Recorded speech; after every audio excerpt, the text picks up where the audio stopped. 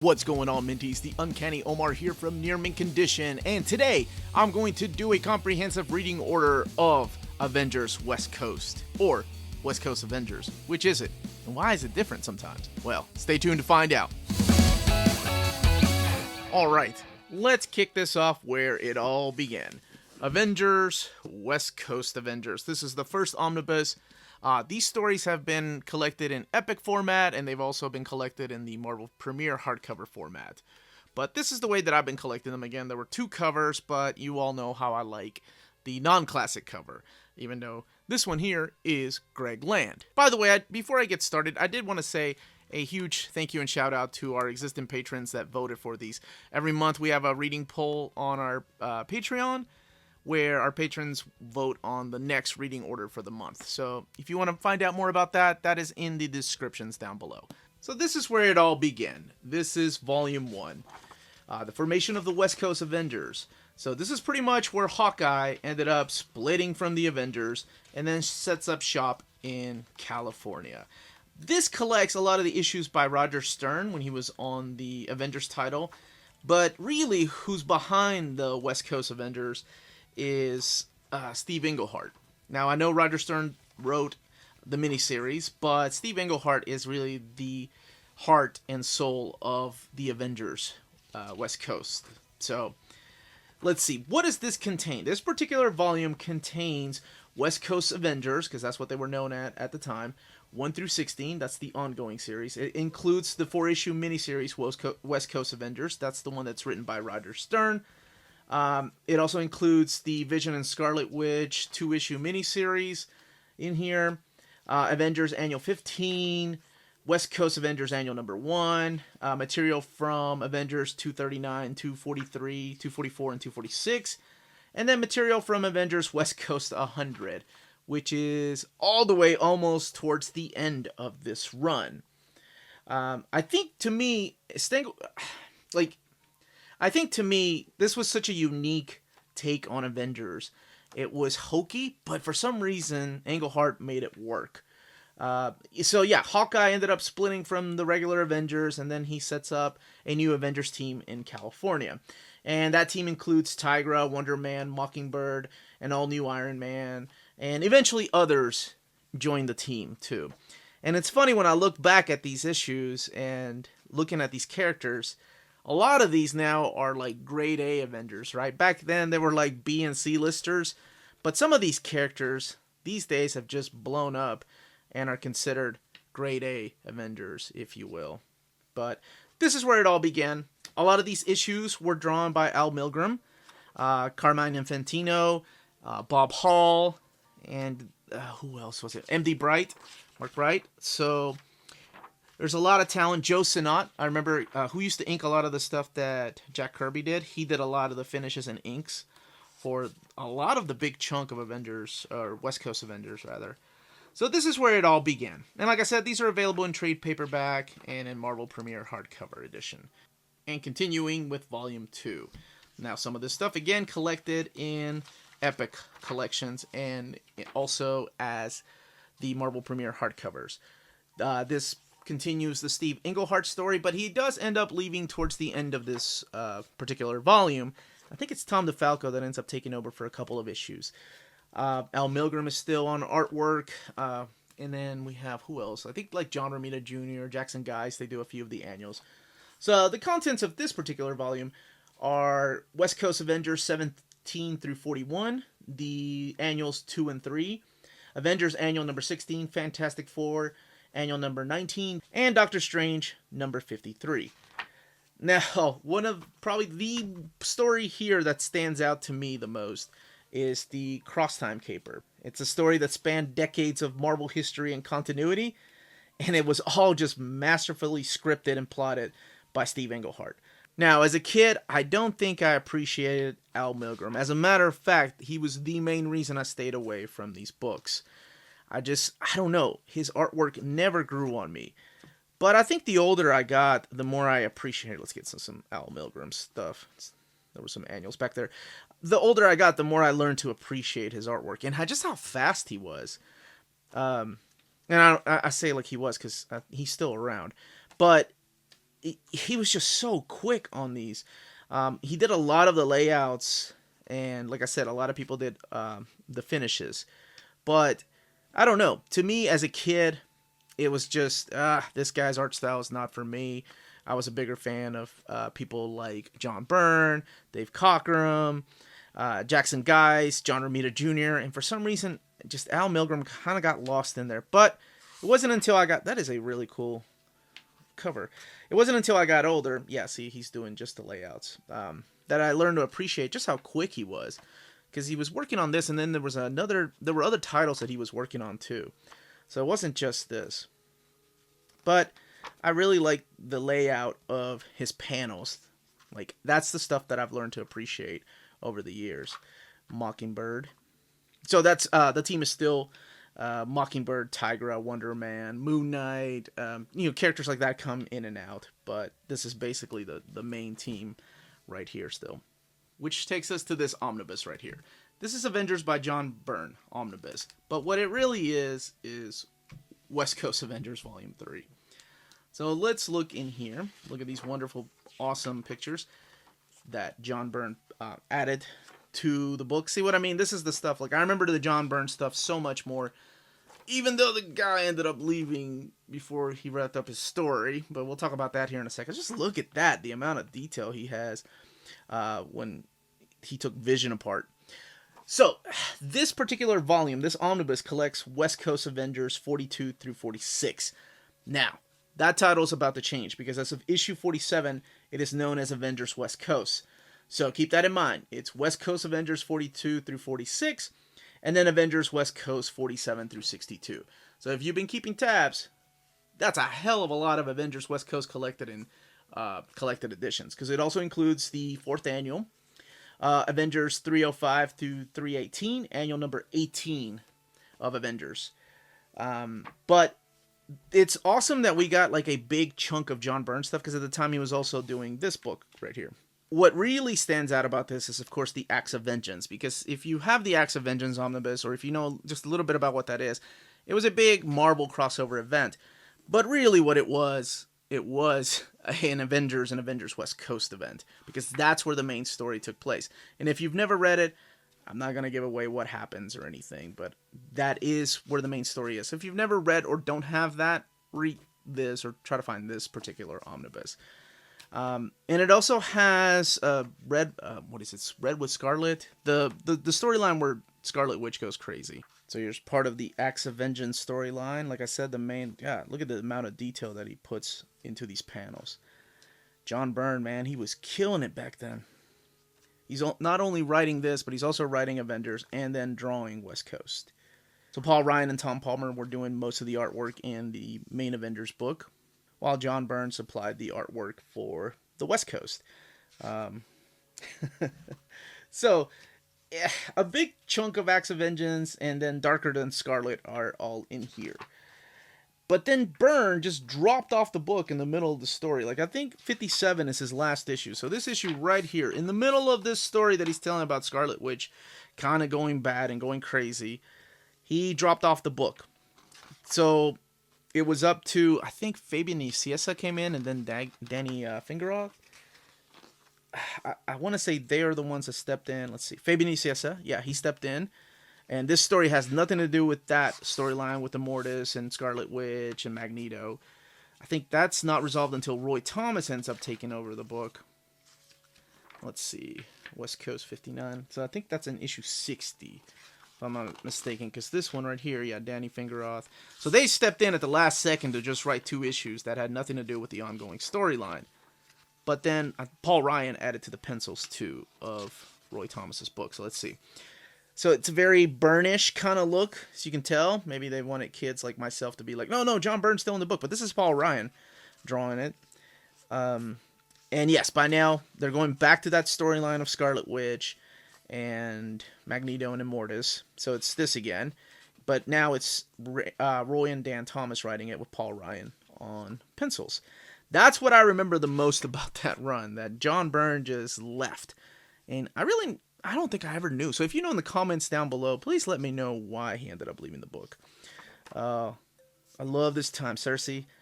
in Avengers. Yeah, this is when it's starting to get good. Roger Stern stuff. Hopefully we'll get a Roger Stern omnibus one day. But anyway, let's go back to West Coast. Next up in the reading order is Avengers West Coast. Along came a Spider-Woman. Now, some of this has already been collected in that omnibus, such as this issue, because this collects issues 58 and 59, and 63 through 75. So it collects the Fabian Nicieza and Danny Fingeroth fill-in issues. But then it continues the Roy and Dan Thomas and Paul Ryan issues, where pretty much what's left is, like I said, where John Byrne abruptly left Avengers West Coast with issue 57. He not only left that one plot line with Scarlet Witch unfinished, but then he also left a bunch of plot holes in there that needed to be filled in. So I think for the most part, you know, Roy and Dan Thomas did an awesome job. By the way, now the roster includes U.S. Agent, Wasp, Hank, and Quicksilver. And of course, because of the title, you know that Spider-Woman is about to join. As a matter of fact, I want to say, yeah, this issue is drawn not by Paul Ryan, but Stephen Butler. He ended up drawing this particular issue. So during this time right here, I don't know, it just, I've honestly forgotten about a lot of these issues. It wasn't until I started rereading this. Oh, Living Lightning, representing that Latino community. I never really liked that character. I think I enjoyed U.S. Agent and Wonder Man a lot more than anybody on this team. Though Hawkeye, come on, how can we not like Hawkeye? Tom Morgan drawing the cover of that issue. But I think what's missing from these particular issues here that Steve Englehart was able to... See, Steve Englehart was able to do... find that perfect balance in his stories between the inner dynamics of the team and then each individual Avenger, and gave them, you know, their own time to shine. I think that's what was missing from here. Mainly because they were just kind of thrown in there, and they wanted to compete with the sales of the original Avengers book that was going on at the same time. So here we have Operation Galactic Storm. I have the two... Man, look at me. Maybe I'm dyslexic. These two trade paperbacks. I did not upgrade to the Epic. But there is an Epic available of Operation Galactic Storm. This is the crossover event that it was everywhere. So this is Volume 1. This collects Avengers 345 and 346, West Coast 80 and 81, Captain America 398, 399, Iron Man 278, Quasar 32 and 33, Thor 445, and Wonder Man 7 through 8. This is a big war between the Kree and Shi'ar Empire.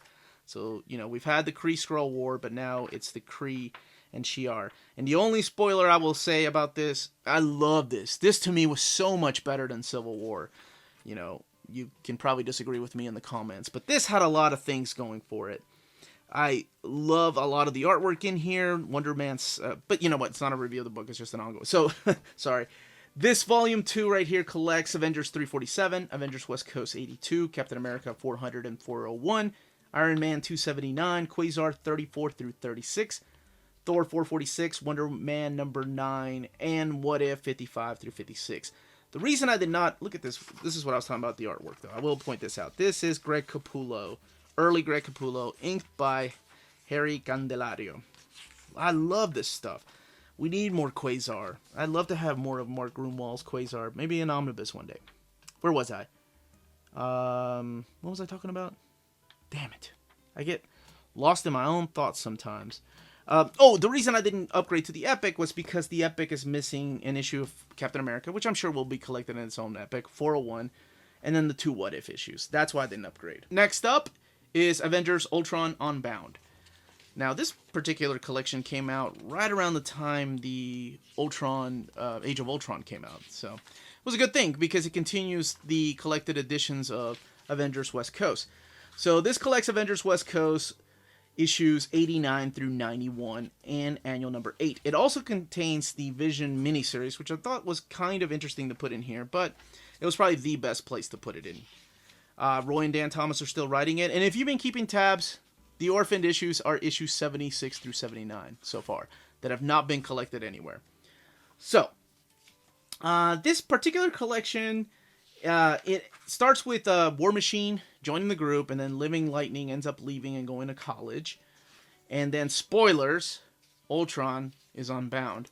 But hey, I think the title of the book spoiled it enough. And then what would an Ultron story be without Vision, right? Then the whole family gets reunited when Ultron is going after Henry Pym, and then tries to turn Mockingbird into his lost mate, Jocasta. So it kind of gets really interesting and confusing. But the confusing part to me, I always thought, was this Vision miniseries right here.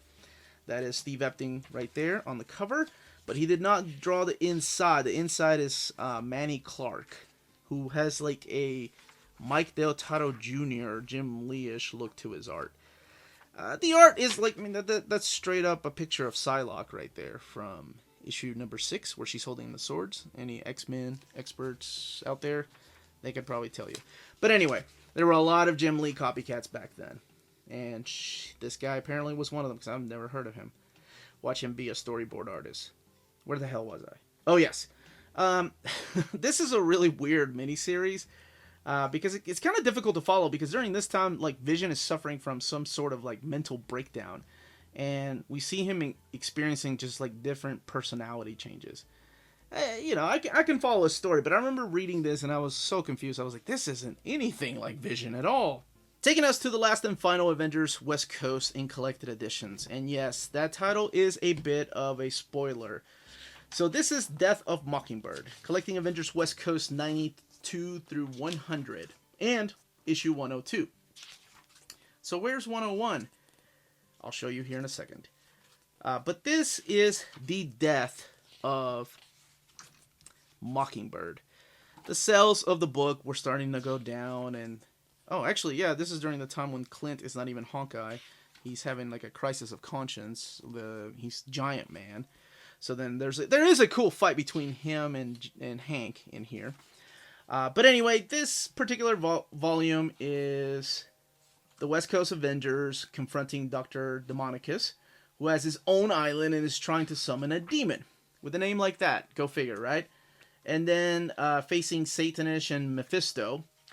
And then by the end of it, spoilers, Mockingbird is dead. And that's kind of where this ends. There is some gorgeous artwork in here by Dave Ross, by the way. Now, it is interesting to point out that this is Dan and Roy Thomas still for the most part. Some other writers step in, including some names that you'll see coming up, because I'm also adding a couple of things to this reading order. But their final issue, issue 102, before the book gets canceled, I want to say is actually written by these two guys right here, Dan Abnett and Andy Lanning. And then Dave Ross on artwork. They're the ones that write the final issue of Avengers West Coast. But also, there's a few miniseries in here, like the Spider-Woman, 1 through 4, and then part of this Marvel Comics Presents 143 to 144, which deals with Scarlet Witch. Now, all of this, the last, I think, issue 102 and the miniseries and some of issue 100 is to set up a new team. But before we talk about that, we have to talk about Avengers West Coast 101. So the penultimate issue is a crossover. They were all crossovers. It's a part of Blood Ties. It's actually Blood Ties Part 3. It's this X-Men and Avengers crossover event. And it can be found in the Blood Ties trade paperback or hardcover, or the Wedding of Cyclops and Phoenix. The entire Bloodline storyline is in here. Now, how can I not talk about XForce Works if I'm talking about Avengers West Coast?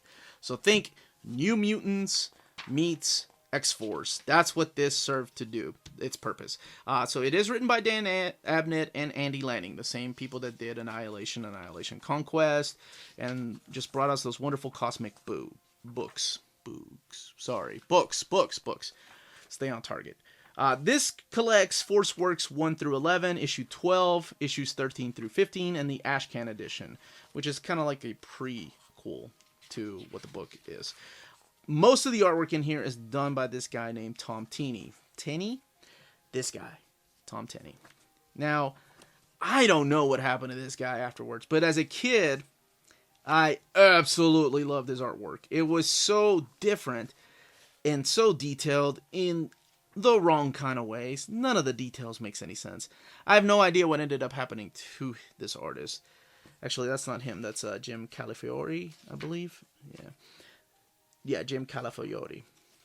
They have a very similar style. Now, I still see Jim around, or his art around. But Tom Tini, I don't know what he's doing these days. This is Dave Ross. But yeah, Tom Tini had this weird, unique style to it. By the way, we also get some early issues of Jimmy Chung. Now, this series didn't last very long. As a matter of fact, it kind of got canceled. Oh, wait a minute. And we also get the Century Distant Suns one-shot here, too. So I finally get to talk about The Crossing. Well, not really, because I'm mainly here to talk about the rest of the XForce Works issues. So, XForce Works got canceled in issue 22. Sales weren't that great.